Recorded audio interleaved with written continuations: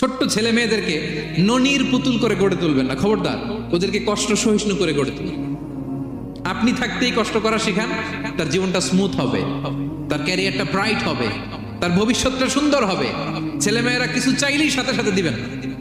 অনেক বাবা মা আছে এত আদর করে, এত বেশি আহ্লাদ করে, যা চায় তাই দেয়, পরে হিতে বিপরীত হয়, ঠিক কিনা?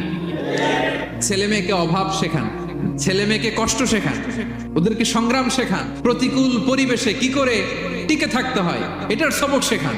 সেদিন লোকমান তাই করলেন, ছেলের সবর শিখাইলেন যে বাবা ধৈর্য ধারণ করো, আতঙ্কিত হবে না। জীবন এটা সহজ নয়, জীবন চলার পথ সহজ নয়, এটাকে সহজ করে নিতে হয়। কখনো সবর করে, কখনো ক্ষমা করে, কখনো অন্যকে ইগনোর করে, কখনো দোয়া করে, কখনো আল্লাহর উপর তাওয়াক্কুল করে, ঠিক কিনা?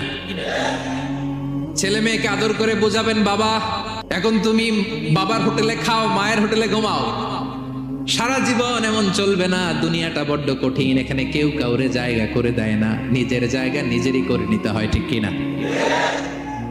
ছোটবেলা থেকেই তাকে দৃঢ় মনোবলের করে তুলতে হবে যে বাবা দুনিয়াটা এত সহজ নয়, এটাকে সহজ করে নিতে হয়।